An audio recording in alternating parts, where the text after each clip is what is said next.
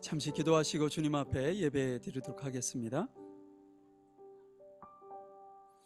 하나님 감사합니다. 주님께서 한 주간의 삶도 저희들 지켜주시고 이렇게 건강한 모습으로 예배의 자리로 불러 모아주셔서 감사합니다. 이 시간 주님께 드려지는 예배가 우리의 마음과 생각과 뜻과 정성을 온전하게 드려서 예배하는 귀한 시간 될 수 있도록 인도하시고, 저희들의 마음과 생각이 허다한 곳에 빼앗기지 아니하도록 하나님께서 붙드시고 인도하시는 시간이 될 수 있도록 인도해 주시기를 간절히 원합니다. 아직도 우리의 삶과 우리의 상황이 여의치 않아서 함께 예배하지 못하는 안타까운 성도들이 있습니다. 그들의 가정도 지켜주시고 늘 그 안에 주님을 모시고 사는, 또한 주님이 어느 곳이든 주님을 예배하는 예배자의 삶을 살기에 부족함이 없도록 그들을 축복하시고 함께 해주시기를 간절히 원합니다. 이 시간 저희들이 주님을 찬양할 때 입술의 고백으로 끝나지 아니하게 하시고 우리의 믿음의 신앙의 고백으로 주님께 아름답게 영광 돌리며 신앙의 고백으로 주께 기도하는 귀한 시간이 될 수 있도록 이 시간을 복 주시옵소서. 함께 하시는 주님의 귀한 은혜 감사합니다. 예수님의 이름으로 기도하였습니다. 아멘. 자, 모이는 예배, 흩어지는 예배, 이 찬양으로 주님 앞에 예배를 시작하도록 하겠습니다.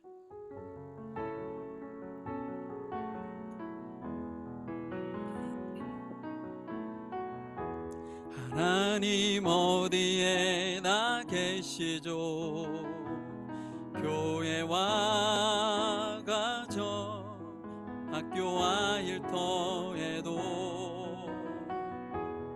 하나님 이름 부르는 그곳에 주 계시니 그곳이 바로 교회라. 내가 선 그곳이 어디라도 여전히 주님 나와 함께 계시니 하나님 이름 부르며 살리 내 안에 주 계시니 우리가 바로 교회라. 우리 모여서 예배하고 흩어져서 예배해요. 우리 어디 있든지 하나님 함께 하시니 우리 모여서 예배하고 흩어져서 예배해요. 우리 어디 있든지 오직 주님만 예배함. 다시 한번 찬양합니다. 하나님 어디에, 하나님 어디에 나 계시죠? 교회와 가정, 학교와 일터에도 하나님 이름 부르면 그곳에 주 계시니 그곳이 바로 교회라. 내가 선 그곳이 어디라도 여전히 주님 나와 함께 계시니 하나님 이름 부르며 살리 내 안에 주 계시니 우리가 바로 교회라. 우리 모여서 예배하고 흩어져서 예배해요. 우리 어디 있든지 하나님 함께 하시니 우리 모여서 예배하고 흩어져서 예배해요. 우리 어디 있든지 오직 주님만 예배합니다. 우리 우리 모여서 예배하고 흩어져서 예배해요. 우리 어디 있든지 하나님 함께 하시니 우리 모여서 예배하고 흩어져서 예배해요. 우리 어디 있든지 오직 주님만 예배합니다. 아멘. 주가 일하시네 라는 찬양인데요, 우리의 삶 속에 주님께서 직접 관여하셔서 일하시기를 간절히 소망하는 심정으로 한 소절 한 소절 우리의 신앙의 고백으로 주님 앞에 찬양 드리도록 하겠습니다.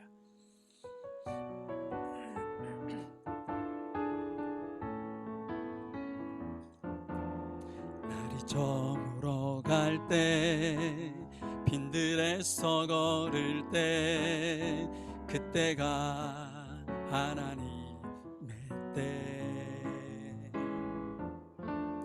내 힘으로는 안 될 때 빈손으로 걸을 때 내가 고백해 여호와 이래. 우리 모인 이곳에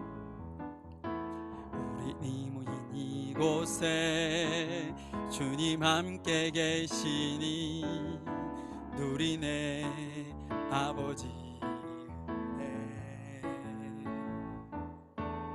적은 떡과 물고기 내 모든 걸 드릴 때 모두 고백해 여호와 이래. 주가 일하시네 주가 일하시네 주께 아끼지 주가 일하시네 주가 일하시네 신뢰하며 걷는 자에게. 다시 한번 합니다. 날이 저물어 갈 때 주님 함께 계시네 누리네 아버지 은혜. 적은 떡과 물고기 내 모든 걸 드릴 때 모두 고백해 여호와 이래. 다시 한번 합니다. 우리 모인 이곳에 주님 함께 계시네 누리네 아버지 은혜. 적은 떡과 물고기 내 모든 걸 드릴 때 모두 고백해 여호와 이래. 주가 일하시네 주가 일하시네 주가 일하시네 주께 아끼지 않는 자에게. 주가 일하시네 주가 일하시네 신뢰하며 걷는 자의. 주가 일하시네 주가 일하시네 주가 일하시네 주께 아끼지 않는 자에게. 주가 일하시네 주가 일하시네 신뢰하며 걷는 자에게.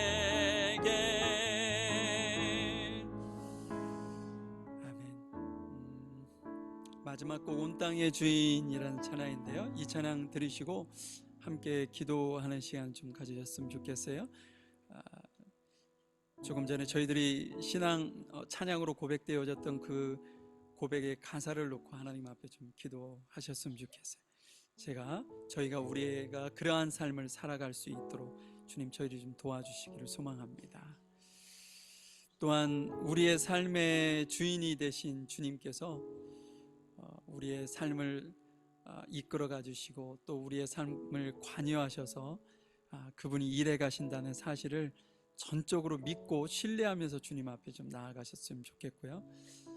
주님께서 우리의 주인이 되신다는 사실 또한 인정하면서 마지막 곡 찬양 들으시고 그 가사를 생각하시면서 주님 앞에 기도하셨으면 좋겠습니다. 우리 교회를 위해서 기도해 주시고요, 성도들을 위해서 함께 기도하는 시간 갖도록 하겠습니다. 함께 찬양 드리고 기도합니다.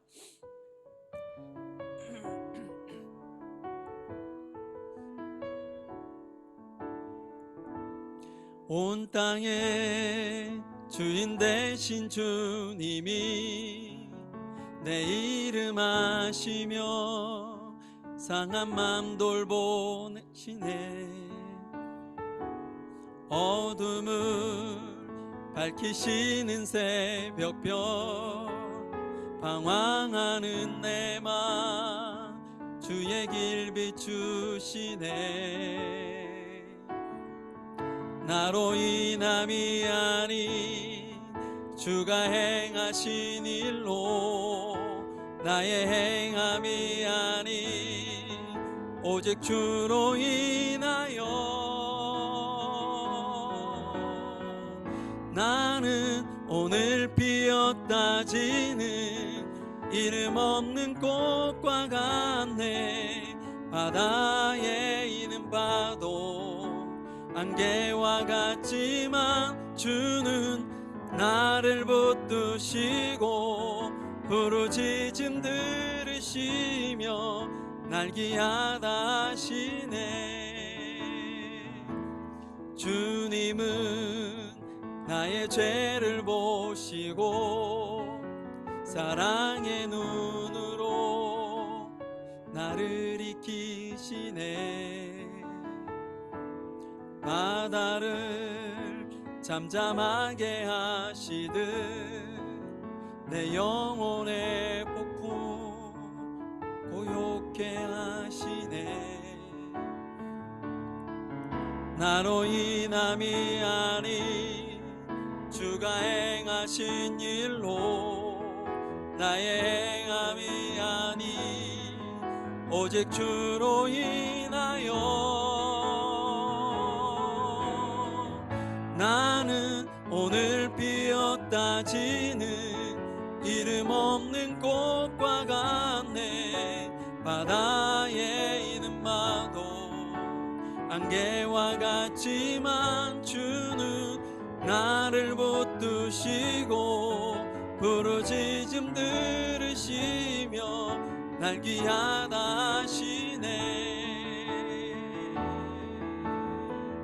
나는 오늘 피었다 지는 이름 없는 꽃과 같네. 바다에 있는 마도 안개와 같지만 주는 나를 붙드시고 부르짖음 들으시며 날 귀하다 하시네. 우리 함께 기도하겠습니다. 사랑 많으신 아버지 하나님, 주님의 귀하신 은혜 감사합니다. 이 시간도 주님 앞에 우리의 마음과 생각과 뜻과 정성 모아 귀한 예배로 주 앞에 나아갈 수 있도록 인도하신 하나님 감사합니다. 이 시간 저희들의 마음과 생각이 오직 주님 앞에 향하며 주님 앞에 온전하게 드려지며 영광 돌리기에 조금 더 부족함이 없는 저희들 모두가 되어질 수 있도록 하나님 함께 하시고 인도해 주시옵소서.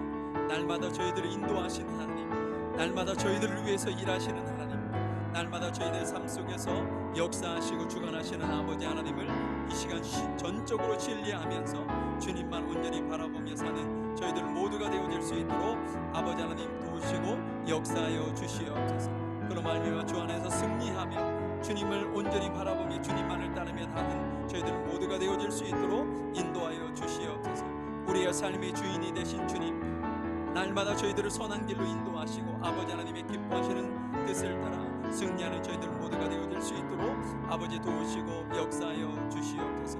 우리 물가 심금 교회를 기억해 주시고 저희 교회가 더욱더 하나님 앞에 아름다운 공동체로 세워지기에 부족함이 없게 하시며 주님이여 주님께 영광 돌리는 귀한 은혜가 임할 수 있도록 인도하시옵소서. 우리 귀한 성도들에게도 은혜를 베푸시고 그들의 마음과 생각을 인도하시며 또한 질병으로 고통당하는 그들을 위로하시고 아버지 하나님 온전히 세워주시는 귀한 은혜만이 임할 수 있도록 역사하시고 주관하여 주시옵소서. 이 시간도 함께 하시는 주님을 찬양합니다. 영광 받아 주시옵소서. 하나님 감사합니다. 이 시간도 저희들을 주님 앞에 찬양하며 또 기도로 또 주님의 귀한 말씀을 사모하는 심정으로 이 시간 예배의 자리로 저희들을 불러 모아 주셔서 감사합니다. 저희들의 마음과 생각이 허다한 곳에 빼앗기지 아니하고 이 시간 주님 앞에만 영광 돌리며 드려지는 귀하고 복된 시간이 될 수 있도록 인도하시고 함께해 주시옵소서. 이 자리 이곳에 주님이 저희들과 함께 하시고 인도하심을 믿고 감사드리며 사랑 많으신 예수님의 이름으로 기도하였습니다. 아멘. 우리 사도신경으로 우리의 신앙을 고백하시고요. 오늘은 송경훈 집사님 저희들을 대표해서 기도 인도해 주시도록 하겠습니다. 전능하사 천지를 만드신 하나님 아버지를 내가 믿사오며 그 외아들 우리 주 예수 그리스도를 믿사오니 이는 성령으로 잉태하사 동정녀 마리에게 나시고 본디오 빌라도에게 고난을 받으사 십자가에 못 박혀 죽으시고 장사한 지 사흘 만에 죽은 자 가운데서 다시 살아나시며 하늘에 오르사 전능하신 하나님 우편에 앉아 계시다가 저희로서 산 자와 죽은 자를 심판으로 오시리라.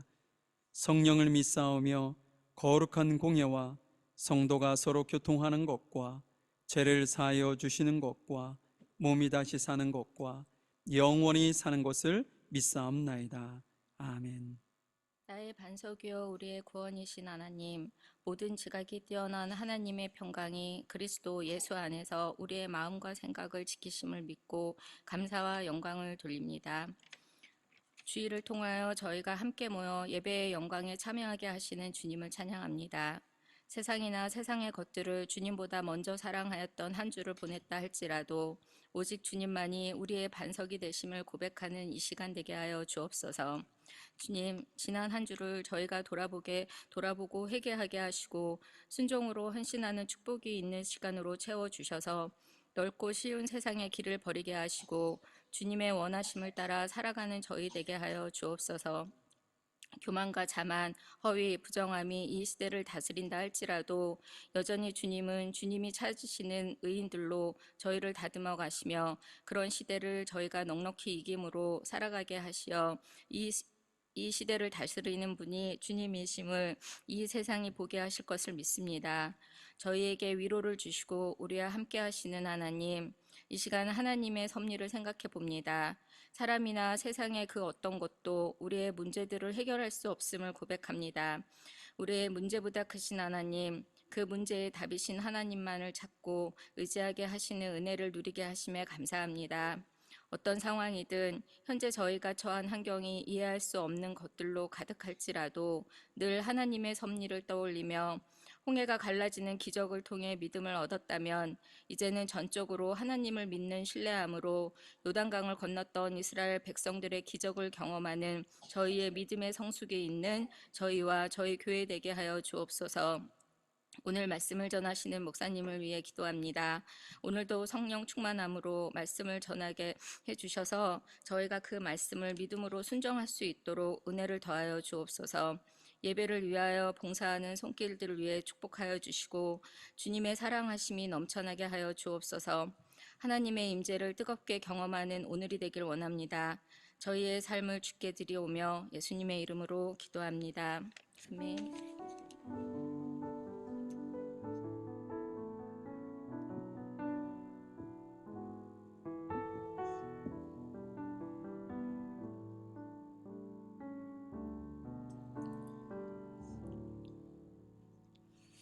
오늘 말씀은 누가복음 17장 11절부터 19절까지 말씀을 보도록 하겠습니다. 다 찾으셨으면 오늘은 최원종 형제가 나와서 읽어주실 텐데 우리 함께 다 일어나셔서 말씀 보도록 하겠습니다. 예수께서 예루살렘으로 가시는 길에 사마리아와 갈릴리 사이를 지나시게 되었습니다. 예수께서 어떤 마을에 들어가시다가 10사람의 문둥병 환자를 만났습니다. 그들은 멀리 서서 목소리를 높였습니다. 예수 선생님, 우리에게 자비를 베풀어 주십시오. 예수께서 그들을 보시고 제사장에게 가서 너희의 몸을 보여라 하고 말씀하셨습니다. 그들은 가는 도중에 몸이 깨끗하게 되었습니다. 그들 가운데 하나가 자기의 나은 것을 보고 돌아와서 큰 소리로 하나님께 영광을 돌렸습니다. 그리고 예수님의 발 앞에 엎드려 감사를 드렸습니다. 그는 사마리아 사람이었습니다. 예수님께서 말씀하셨습니다. 10사람이 다 깨끗하게 되지 않았느냐? 그런데 9은 어디 있느냐? 이 이방인 외에는 하나님께 영광을 돌리려 돌아온 사람이 없단 말이냐? 그리고 그에게 말씀하셨습니다. 일어나 가거라, 내 믿음이 너를 낫게 하였다. 하나님 감사합니다. 우리 주님께서 저희들에게 맡겨주신 귀한 자녀들을 위해 이 시간 축복하며 기도합니다. 주님께서 우리 자녀들의 마음속에 주님이 주시는 은혜로 풍성케 하시고 충만케 하셔서 세상 가운데서도 필요한 존재로, 또한 하나님 앞에서도 귀한 존재로 성숙되어지기에 부족함이 없도록 인도해 주시기를 원합니다. 늘 주의 말씀으로 잘 양육받게 하시고 그 말씀을 가지고 그 가치를 놓치지 않고 승리하는 저희 자녀들 될 수 있도록 인도하시고, 이 일을 위하여 세운 교사들에게 늘 지혜를 주셔서 잘 양육하며 인도하기에 부족함이 없도록 함께 하시기를 간절히 소망합니다. 오늘을 주신 주님 앞에 너무나도 감사하며 사랑 많으신 예수님의 이름으로 기도하였습니다. 아멘. 자, 오늘 제가 믿음의 완성은 감사입니다 라는 제목으로 좀 말씀을 잠시 나눠보려고 하는데요, 이 말씀은 여러분들이 너무 잘 알고 계시는 말씀인데 여러분들이 알고 계신 이야기를 또 제가 또 반복해서 얘기하는 상황이 될 수도 있는데요, 여러분들에게 마음으로 좀 다가오셨으면 좋겠어요. 이게 머리가 아니라, 지식으로 아니라 이 말씀이 여러분들의 마음속에 이렇게 주님께서 두드리시는 음성으로 좀 듣고 이 말씀이 우리의 삶을 좀 이끌어 갔으면 좋겠습니다. 우리 11절 12절 말씀부터 한번 읽어가면서 말씀을 한번 확인해 보도록 하죠. 예수님께서 예루살렘으로 가시는 길에 사마리아와 갈릴리 사이를 지나가게 되었습니다. 예수님께서 어떤 마을에 들어가시다가 10사람의 문둥병 환자를 만났습니다. 예수님 일행이 지금 어디를 가고 있는 거냐면 갈릴리 쪽, 그러니까 북쪽에서 지금 남쪽으로 내려가고 있는 거예요. 남쪽에 예루살렘이 있죠. 그 길을 가시는데 어느 마을을 이제 들리게 됐는데, 사마리아와 갈릴리 그 사이, 지금 요단강 쪽으로 가시려고 하는 것 같아요. 사마리아를 지나지 않고. 그러니까 어느 마을인지는 모르겠는데 그 마을을 들어가는 초입에 들어가려고 하는데 10명의 문둥병자들이 먼 발치에서 예수님을 향하여 보고 있는 것을 확인하게 되죠. 그들이 마을 바깥에서 격리되어 그들은 살았잖아요. 그렇기 때문에 예수님께서 마을 안으로 들어가 버리면 예수님을 보고 싶어도 볼 수 없는 상황이 된 거예요. 그래서 그 어떤 모든 사람들로부터 거부당한 그 가족들에게로부터까지도 완전히 분리되어서 힘들고 어렵게 살던 그 무리들이 이 예수님이 지나가시는 그 광경을 보고 그쪽으로 모여든 거죠. 실망, 그 어떤 희망도 없고 실망과 낙심밖에 없는 그들의 삶 속에 어찌 보면 예수님이라는 존재가 그들에게 새 희망을 주지 않았는가 싶어요. 왜냐하면 그들에게 들려온 소문이 예수님이 가시는 곳마다, 이 마을 저 마을 가시는 곳곳마다 병자들을 고치시고 약한 자들에게는 돌봄을 주시는 그런 소문들이 자연스럽게 이 10명의 문둥병자들에게도 전달이 됐겠죠. 어느 날 이 소문을 듣고 그들이 우리에게도 기회가 있지 않을까라고 생각을 한 것 같아요. 그래서 용기를 내어서 예수님께서 마을로 들어가시기 전에 자신들이 어느 곳에 이렇게 숨어 있었던 거죠. 숨어 있고 기다리면서 예수님이 언제 오실지는 모르겠지만 그때까지 하염없이 그곳에서 이렇게 집중해서 예수님이 오시기를 기다리다가 예수님을 지금 만나게 된 상황이란 말이에요. 자, 한번 13절 보도록 하죠. 목소리를 높였습니다. 예수 선생님, 우리에게 자비를 베풀어 주십시오. 예수님께서 그들을 보시고 제사장에게 가서 너희 몸을 보여라 하고 말씀하셨습니다. 그들은 가는 도중에 몸이 깨끗하게 되었습니다. 그들이 멀리 서서 큰 소리로 예수님께 이야기할 수밖에 없는 이유가 있었어요. 그 이유는 뭐냐면 앞에서 잠시 설명드렸던 것처럼 그들은 다른 사람들과, 연희 사람들과, 건강한 사람들과 달리 예수님께 가까이 나아갈 수 없는 그런 신분이었기 때문에, 문둥병자가 문둥병에 딱 걸리는 그 순간 완전히 분리를 시켜서 성인, 그러니까 건강한 사람들에게 다가오지 못하게, 만약에 건강한 사람들과 접촉이 있으면 그들도 불결하게 되기 때문에 건강한 사람들은 그들과 함께 하지 않았던 거죠. 그렇기 때문에 예수님께 가까이 갈 수가 없었던 거예요. 그래서 그들이 할 수 있는 것은 먼 발치에 서서 우리에게도 자비를 베풀어 달라, 우리에게도 자비를 베풀어 달라고 큰 소리로 예수님께 부르짖는 것뿐이었습니다. 그들이 할 수 있는 것은 그것뿐이었다는 거죠. 그런데요, 감사하게도요, 예수님께는요, 그들이 그렇게 부르짖는 것만으로도 충분했습니다. 왜냐하면 그들의 부르짖음이 예수님의 눈에는 믿음의 고백으로 보였기 때문인 거죠. 예수님께서는 믿음 외에는 그 무엇도 원치 않으십니다. 그거면 충분해 라고 말씀을 하시는 거죠. 그래서 그 믿음을 보신 예수님께서 그들에게 뭐라고 얘기하시냐면, 예수님도 큰 소리를 질렀겠죠. 왜냐하면 큰 소리를 통해서만 들을 수 있는 발치에서 그들이 얘기했으니까 예수님도 동일하게 큰 소리로 야, 제사장에게 가서 너희 몸을 보여! 라고 크게 소리로 그들에게 외쳤다는 거죠. 근데 여러분, 좀 이상하지 않나요? 만약에 여러분들이 예수님이라면 그들의 상황을 충분히 이해했을 거예요. 소외받고 외롭고 낙심하고 좌절하고 전혀 희망이라고는 없는 그 사람들이 먼 발치에서 하나의 어떤 그 소망을 갖고 예수님 앞에 소리를 질렀을 때, 이 양 고쳐주실 거면 예수님께서 그들을 부르지 않았겠어요? 가까이 불러서 그들의 어떤 상처에 손을 얹고 기도해서 거기서 치료하면 주변에 다른 사람들이 얼마나 그것을 큰 증거로 삼겠어요. 그렇게 충분히 하실 수 있음에도 불구하고 예수님께서는 그렇게 하지 않으셨습니다. 야, 나한테 올 것 없고 그 너네들이 서 있는 그 자리에서 바로 제사장에게 가 라고 큰 소리로 그들에게 했다는 거죠. 여기서 예수님께서는요, 그 문둥병자들의 믿음을 보시려고 하신 겁니다. 쟤네들이 나를 찾는데 정말 이렇게 나를 향한 믿음이 있는가? 여러분, 예수님께서 그들에게 제사장에게 가라고 했을 때 그 당시에 그 10명의 문둥병자의 어떤 변화가 있었나요? 예수님께서는 말씀을 들으셨고 그 말씀을 들은 즉시로 그에게 제사장에게 가서 너희 몸을 보여라 라고 말씀하신 거거든요. 근데 그 순간에 그 문둥병자가 병이 치료되게 깨끗하게 되었다, 그런 변화가 있었나요? 그런 변화가 없었습니다. 그러니까 예수님께 하셨을 때는 그대로 그냥 문둥병자였던 거예요. 문둥병자.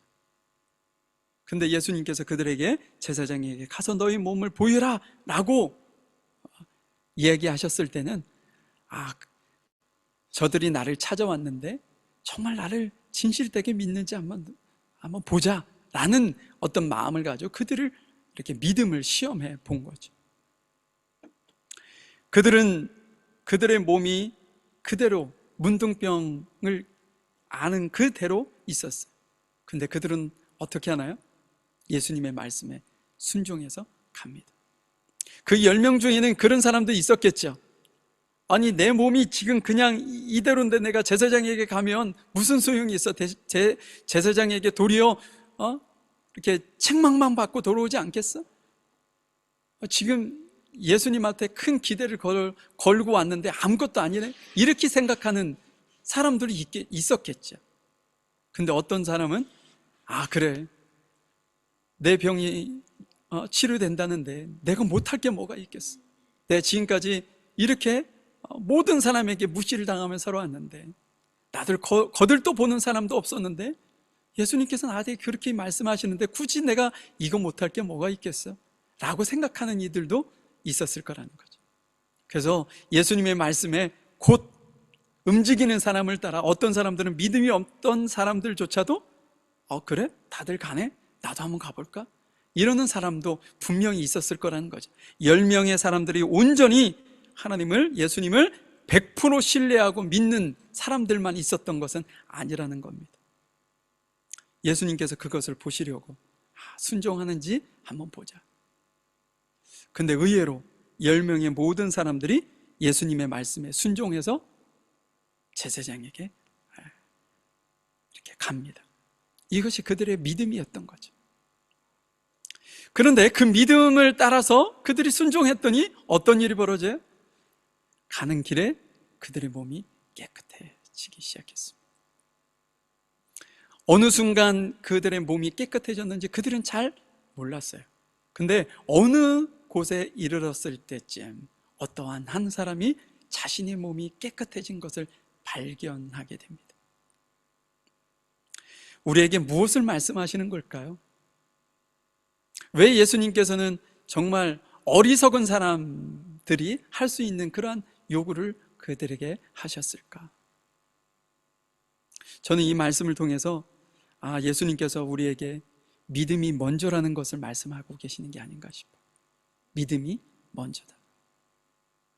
우리는 무엇인가가 내 눈에서 벌어지는 일이 있어야 내가 더 쉽게 믿을 수 있고 더 진정한 믿음을 가질 수 있지 않겠는가, 이렇게 생각할 수도 있어요. 그런데 예수님께서는 지금 뭐라고 말씀하시는 거냐면 믿음이 먼저라고. 만약에 이 10명의 문둥병자들이 예수님께서 하셨던 그 말씀이 믿어지지 않아서 제사장에게 가지 않고 그냥 그 자리에 만약에 서 있었다, 그럼 그들에게는 기적이 일어나지 않았다는 거죠. 믿고 내게 아무것도 지금 이루어진 건 없지만 그냥 그 자리에서 믿고 예수님 말씀대로 순종했더니 내 삶의 기적을, 내 삶에서 하나님께서, 예수님께서 내 삶을 이끌어가고 계시고 나를 역사하고 계시는구나, 내 삶에서. 그것을 그들이 발견하게 되었다는 거죠. 여러분, 성경에는요 이런 사건들이, 이런 말씀들이 너무 많습니다. 제가 몇 가지만 여러분들과 이렇게 여러분들의 그 어떤 상기시켜 드리기 위해서 제가 몇 가지 구절만 좀 뽑아왔는데요. 마태복음 8장 10절에 보면 이런 말씀이 있어요. 예수님께서 이 말을 들으시고 놀라시며 따라오던 사람들에게 말씀하셨습니다. 내가 진정으로 말한다. 나는 지금까지 이스라엘에서 이같이 큰 믿음을 가진 사람을 본 적이 없다. 이 내용이 어떤 내용이냐면요, 어떤 백부장, 그러니까 이방인이죠, 로마 군인이었던 백부장의 종이 이렇게 많이 아파서 죽게 되었어요. 그래서 이 백부장이 예수님의 소문을 듣고 예수님 앞에 쫓아와서 예수님, 제 종을 좀 치료해 주십시오. 그래서 예수님께서 그래, 같이 가자. 집으로 가려고 하는 찰나에 그 백부장이 길을 가로막고, 예수님, 저 위에도 상사가 있고 제 밑에도 부하가 있는데 상사가 부하에게 말을 하면 부하가 다 듣습니다. 주님, 저희 집에 오실 필요 없이 말씀만 하셔도 하나님의 말씀이 이루어질 것을 믿습니다. 이런 이야기를 고백한 거예요. 그 고백을 듣고 예수님께서 그에게 그의 어떤 말, 그의 믿음에 크게 놀라면서 이스라엘에서 이같이 큰 믿음을 내가 본 적이 없다 라고 지금 말씀하고 있었던 거죠. 여러분, 예수님께서 지금 뭘 칭찬하시는 거냐면 믿음을 칭찬하시는 거예요. 그 백부장에게 그 어떤 것도 일어난 것이 없습니다. 근데 예수님에게 만류하고 말씀만 하시라고, 그 정도의 믿음을 가지고 있었어요. 그랬더니 그 믿음의 어떤 결과가 어떻게 돼요? 그렇게 믿음으로 고백하는 그 순간 자신의 종이 그 병으로부터, 질병으로부터 회복되는 놀라운 은혜가 있습니다. 예수님께서 말씀하시는 것이 뭐냐? 믿음이 먼저다 라는 말씀을 하고 있는 거죠. 한 구절 더 볼까요? 마가복음 10장 51절 52절에 이런 말씀이 있어요. 예수님께서 그에게 물으셨습니다. 무엇을 해주길 원하느냐? 보지 못하는 자가 대답했습니다. 선생님, 다시 보기를 원합니다. 예수님께서 가거라, 내 믿음이 너를 낫게 하였다 하고 말씀하셨습니다. 그 즉시 그가 보게 되었고 예수님을 따라 나섰습니다. 이 바디메오 사건도 마찬가지예요. 그가 원했던 것은 보는 것이었습니다. 그런데 그가 내 믿음이 너를 낫게 했다라는 예수님의 말씀이 있기 전에 그는 여전히 앞을 보지 못하는 사람이었어요. 많은 사람이, 제자들이 그가 예수님에게 다가오는 것을 가로막았어요. 다윗의 자손 예수여, 저를 긍휼히 불쌍히 보십시오 라고 소리를 지르면서 쫓아올 때 제자들은 귀찮았어요. 그래서 예수님 앞에 오는 것을 가로막았죠. 근데 그의 믿음은 가로막지 못한 거예요. 얼마나 주님 앞에 부르짖든지 예수님께서 그의 어떤 간구함을, 그 믿음의 간절함을 보시고 내 믿음이 너를 낫게 했다 라는 그 말씀과 함께 그가 보게 되었다는 거죠. 여기서도 뭐가 먼저였습니까? 믿음이 먼저였어요. 믿음이 먼저였어요. 예수님께서 그에게 무엇인가를 해준 것이 먼저가 아니에요. 믿었더니 그런 놀라운 일이, 기적이 일어났던 거죠. 근데 여러분, 성경에는 그 반대의 상황도 있어요. 한번 그 하나 말씀을 한번 확인해 볼까요?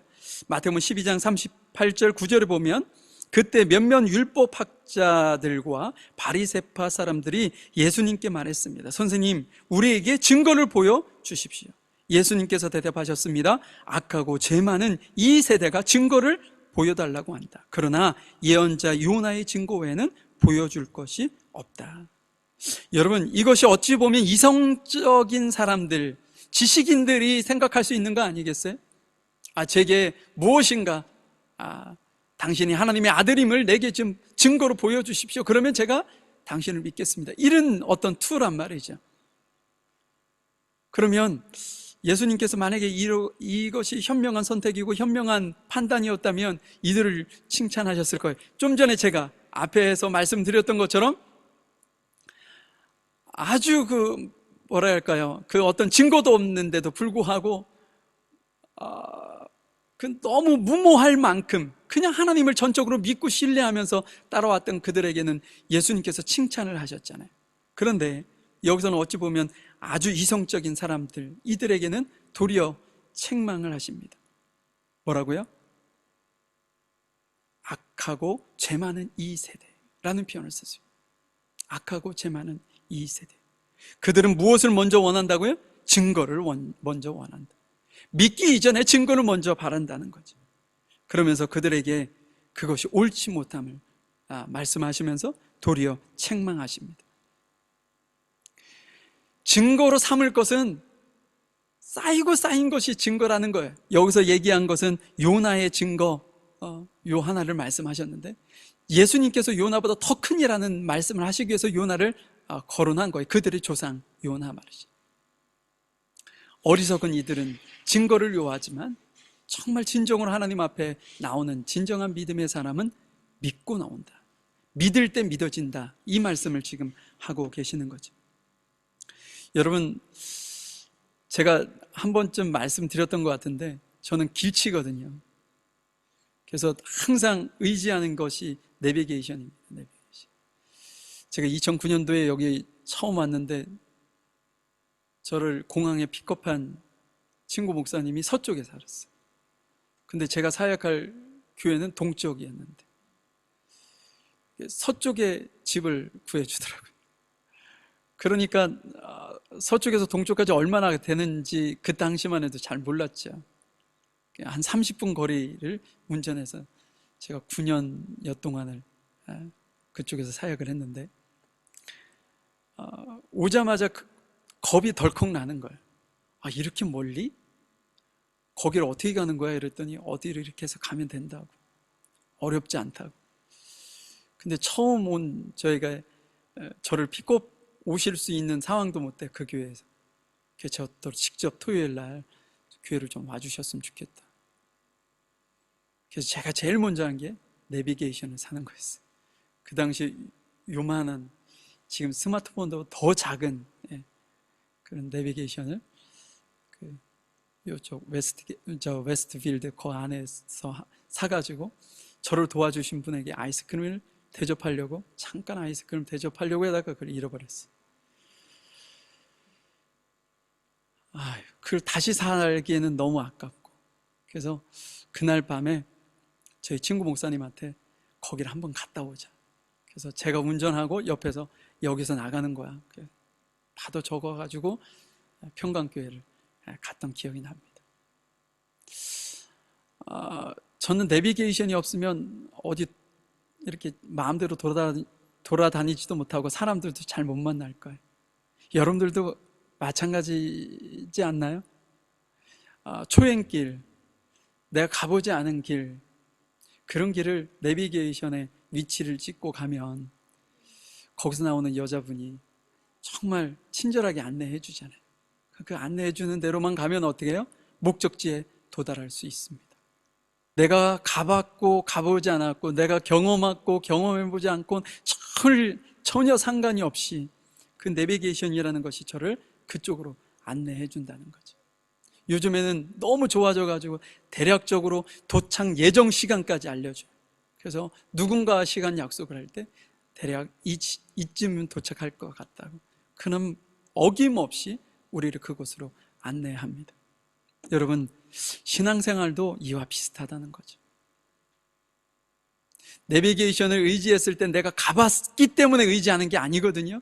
내가 가보지 않았어도 우리는 내비게이션을 의지합니다. 우리의 신앙생활도 마찬가지로 내 지식으로 말씀이 이해되지 않고 또 경험해 본 적도 없다 이렇게 생각되어도 하나님의 말씀을 듣고 들은 말씀을 믿고 믿은 말씀을 순종하며 이렇게 살아갈 때 어느 순간 내 삶을 하나님께서 이끌어가고 계신다는 사실을 내 삶에서 정말 깊이 관여하고 계시는, 내 삶 속에서 일하고 계시는 그 예수님을 만나게 된다는 거죠.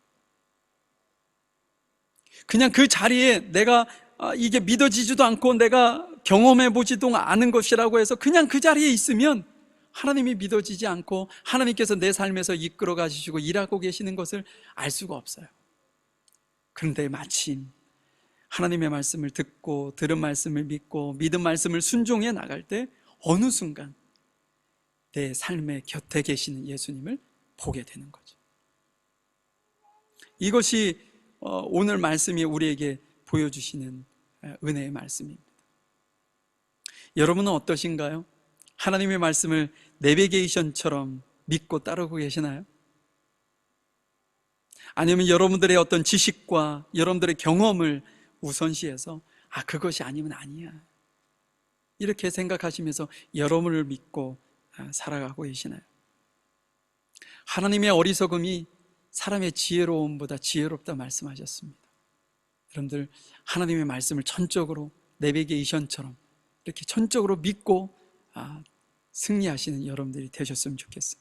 자, 그런데 여러분, 아까도 제가 앞에서 말씀드렸던 것처럼 10명의 문둥병자 환자들은요 각각 믿음이 틀릴 거라고 말씀드렸었죠. 자, 한번 그걸 확인해 보도록 할게요. 자, 15절부터 말씀을 봅니다. 그들 가운데 하나가 자기가 낳은 것을 보고 돌아와서 큰 소리로 하나님께 영광을 돌렸습니다. 그리고 예수님의 발 앞에 엎드려 감사를 드렸습니다. 그는 사마리아 사람이었습니다. 한 사람은 사마리아 사람이고 나머지 사람은 유대인이었던 것 같아요. 그러니까 한 사람을 사마리아 사람이다 라고 얘기했던 것 같습니다. 자, 모두가 다 깨끗하게 되었어요. 17절에 보니까 예수님께서 말씀하셨습니다. 10사람이 다 깨끗하게 되지 않았느냐? 그런데 9은 어디 있느냐?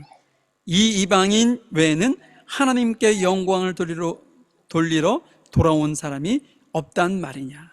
이 예수님께서 반문하시는 거죠. 10명 모두가 깨끗해졌는데 그들이 향한 곳은 달랐다는 거죠. 9명은 어디로 갔을까요? 추측컨대 제사장에게 달려갔을 거예요. 그리고 제사장에게 자신의 몸을 보이고 완치됐다는 판정을 받고 어디로 갔겠어요? 자기 집으로 뛰어갔겠죠. 근데 한 사람은요, 제사장에게 보여서 자신이 온전하게 깨끗하게 됐다는 것은 뒷전이었어요. 그리고 누구에게 와요? 예수님 앞에 다시 걸어갔던 길을 다시 걸어 돌아옵니다. 여러분, 이 두 사람의 모습이 별 차이 없는 것처럼 보이지만 전혀 다른 결과가 그들에게 주어집니다. 순종의 믿음이 그들을 병에서 치료받게 한 것은 사실입니다. 그것은 맞는 일이지만 믿음을 통한 치유는요, 무엇으로 완성이 되냐면 감사를 통해서 온전해진다는 사실을 우리에게 말씀하고 있어요. 예수님께서 그를 칭찬하시면서 다른 9명을 찾은 이유가 거기 있는 거죠. 야, 그들 모두가 다 몸이 회복되었는데 왜 한 명만 감사하러 왔냐? 그들의 믿음이 있었던 것은 사실이고 그들의 발걸음을 뛰게 만든 믿음이 있는 것은 사실이지만 그 믿음이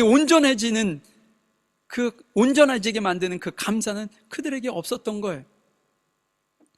9명의 사람들은 그 단순한 주님의 말씀에 순종하는 그 믿음을 통해서 병을 치료받았을지는 몰라도 감사할 줄 모르는 그 마음은 여전히 병든 상태로 그대로 유지됐다는 거죠.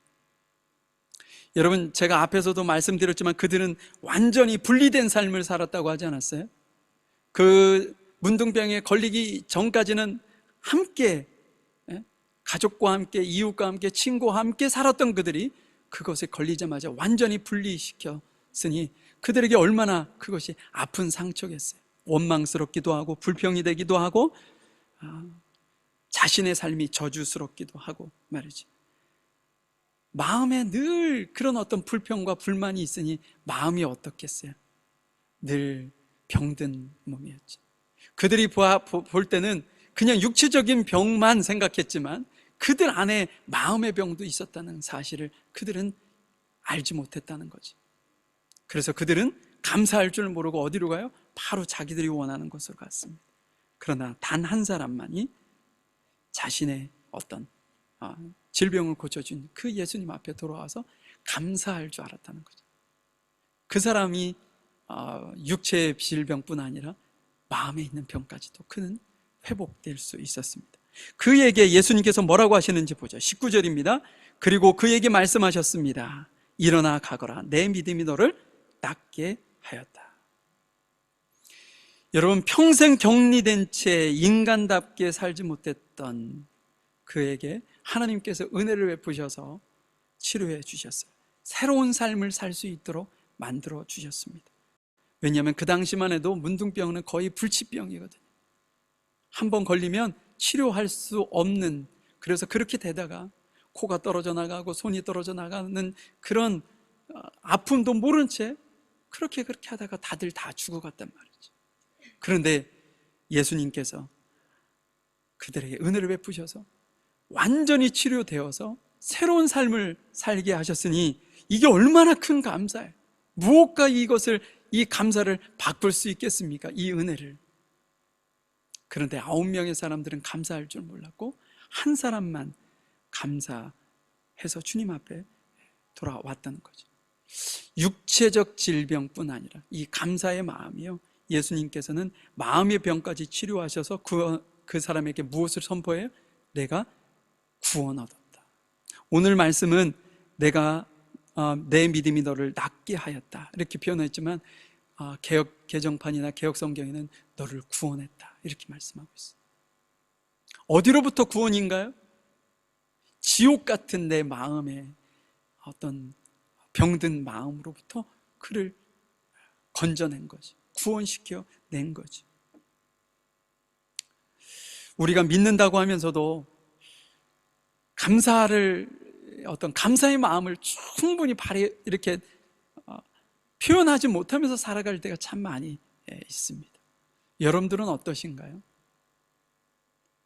주님께 받은 그 은혜의 마음을 여러분들이 정말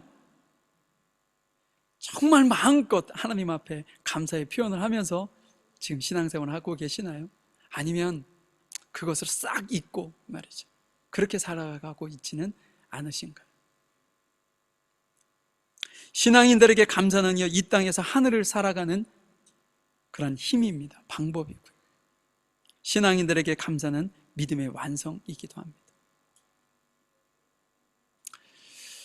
좀 말씀을 맞춰 보려고 하는데요, 여러분들의 지난 삶을 이렇게 되돌아 보시면 주님의 은혜가 아니면 이렇게 표현할 수 없고 이야기할 수 없는 그런 일들이 여러분들의 삶 속에 참 많이 있을 줄 압니다. 그런데 그 은혜에 여러분들이 얼마만큼 감사하며 살아가고 계시는지, 아까 제가 앞에서 말씀드렸던 것처럼 예수님을 믿는 것은 믿음이 먼저라고 말씀했어요. 믿음이 먼저. 그러면 믿음을 보시고 주님께서 우리의 삶에 놀라운 기적을 주신다고 말씀하는데, 우리의 믿음이 온전하게 완성이 되려면 우리의 믿음 안에 무엇이 있어야 되냐면 감사의 마음이 있어야 된다는 것. 그것이 하나님께도 마찬가지입니다. 그런데 그것이 하나님께만 국한된 게 아니에요. 여러분, 남편들에게 고맙다는 표현을 한 것이 얼마나 되셨나요? 언제가 여러분이 남편에게 고마워라고 표현했던 마지막인가요? 남편들도 마찬가지입니다. 아내에게 정말 고마움을 표현했던 것이 언제가 마지막인가요? 부모가 자녀에게 고맙다, 너가 이렇게 잘 커줘서 고맙다 라고 이렇게 고백한 때가 언젠가요? 자녀들도 마찬가지죠. 부모의 은혜에 감사의 표현을 한 것이 언젠가요? 이웃도 마찬가지입니다. 내가 가지고 있는 감사의 마음, 내가 받은 그 은혜를 표현할 줄 아는, 고백할 줄 아는, 그것이 진정한 믿음의 사람이라는 거죠. 내가 받은 은혜는 있고 받은 것은 많은데 내가 고백하지도 않고 그냥 내가 받는 것은 너무나도 지극히 당연한 것이고 본인이 주님 앞에 드려야 되거나 이웃에게 드려야 되는 것에 대해서는 별로 그렇게 큰 관심을 갖지 못하는 우리의 삶은 아닌지 한번 좀 뒤돌아 보셨으면 좋겠어요. 여러분들의 삶 속에 놀라운 은혜와 축복하심이 함께 하실 수 있기를 소망해 봅니다. 우리 잠시 주님께 기도하는 시간을 좀 가져볼게요.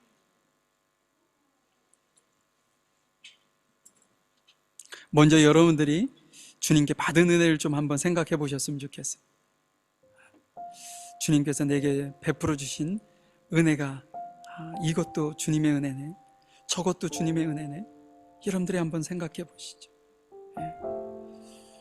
그 은혜에 대해서 내가 얼마만큼 감사했는지 이제는 여러분들 스스로에게 질문해 보셨으면 좋겠어요. 내가 믿음으로 주님 앞에 살겠다고 하면서도 내 안에 감사를 잃은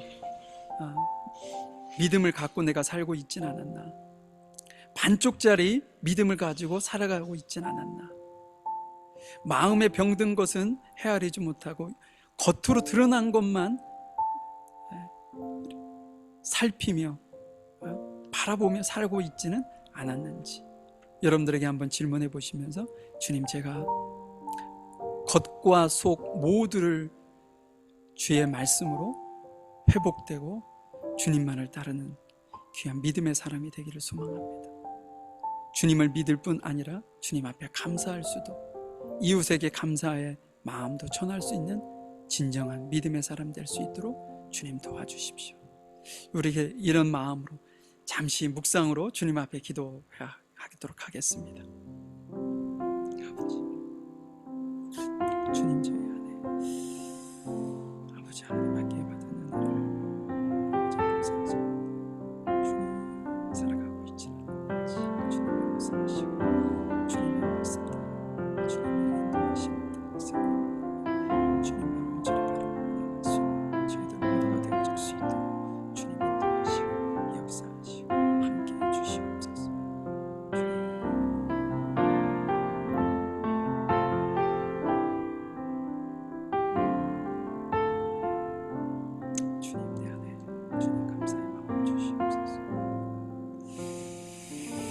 하나님 감사합니다. 저희들을 사랑하시는 주님, 저희들의 삶이 문둥병이 걸려서 고통당하는 그러한 상황은 아니지만 우리의 겉모습은 멀쩡해 보이고 건강해 보이고 아무런 문제가 없는 것처럼 보이지만 우리 안에 내면에 있는 우리 애들 어떤 마음과 상처받은 우리의 마음과 그것은 마치 10명의 문둥병자처럼 코가 떨어져 나가도 아픈 줄도 모르고 손가락이 잘려 나가도 아픈 줄도 모르고 우리가 방치하고 있었던 것은 아닌지 하나님, 저희들이 이 시간 주님 앞에 우리의 마음을 내려놓으며 주님 앞에 우리의 연약함을 주 앞에 온전히 맡겨드립니다. 하나님, 주님께서 저희들을 겉과 속 모두를 주님의 귀한 말씀으로, 주님을 향한 믿음으로, 주님을 향한 감사의 마음으로 주님이여 저희들이 회복되어서 주님이 오시는 그날까지 부족하거나 연약함 없이 자루나 우러나 치우치지 아니하고 쓰러지지 아니하고 낙심하고 좌절하지 아니하고 승리자의 삶을 살아가기에 부족함이 없도록 하나님, 저희들에게 크신 은혜를 베풀어 주시기를 간절히 원합니다. 지금까지 주님께서 저희들에게 베풀어 주셨던 은혜의 모든 것에 주님 앞에 늘 감사하는 저희들의 삶이 될 수 있도록 인도하여 주셔서 주님만이 온전히 우리의 삶 속에서 높여드리고 영광되는 복된 삶을 살아갈 수 있도록 인도하여 주시옵소서. 저희들을 사랑하시는 주님을 찬양합니다. 예수님의 이름으로 기도하였습니다. 아멘. 399장 새 찬송가 546장 1절 2절 4절 찬양 들으시고요, 준비하신 예물 드리도록 하겠습니다.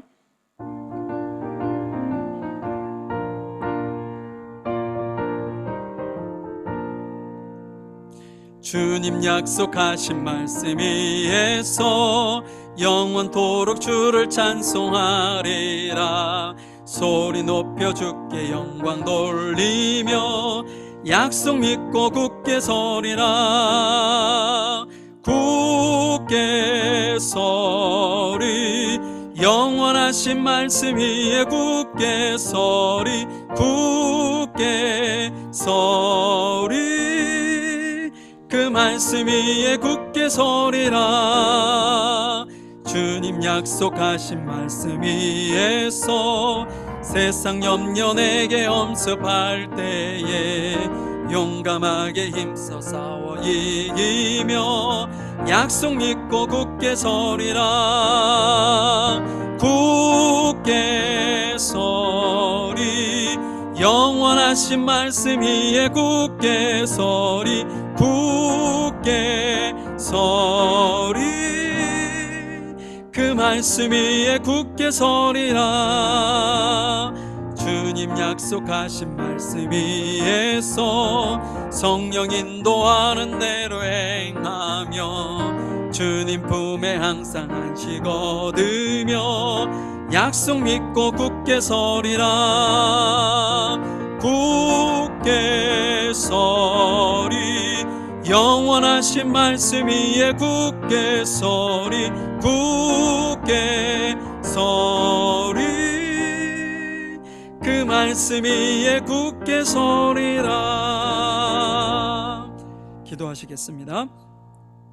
하나님 감사합니다. 오늘도 주님 앞에 예배하면서 저희들의 마음과 생각과 뜻과 정성을 모아 주님 앞에 귀한 예물을 드린 우리 귀한 성도들, 가정들 주님의 이름으로 축복하오니 복을 내려 주시옵소서.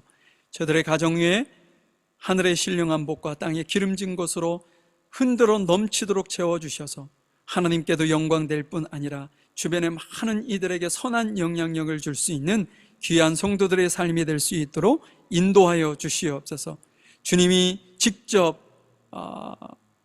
함께 하시고 또 우리 귀한 성도들을 위해 일해 주셔서 진실로 주의 영광이 온전하게 드러나는 귀한 은혜가 임할 수 있도록 인도하여 주시옵소서. 이 예물이 사용되어지는 곳곳마다 30배, 60배, 100배의 결실이 있게 하시고 풍성한 은혜가 임할 수 있도록 역사하여 주시옵소서.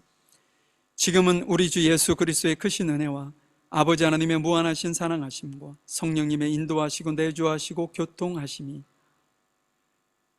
믿음의 마음을 가지고 주님을 따르되 감사한 마음으로 믿음을 온전히 주님 앞에 드리기를 원하는 귀한 성도들 머리 위에와 이들의 가정과 사업장, 일터 위에, 학업 위에 지금부터 영원히 함께 하시기를 간절히 축원하옵나이다. 아멘.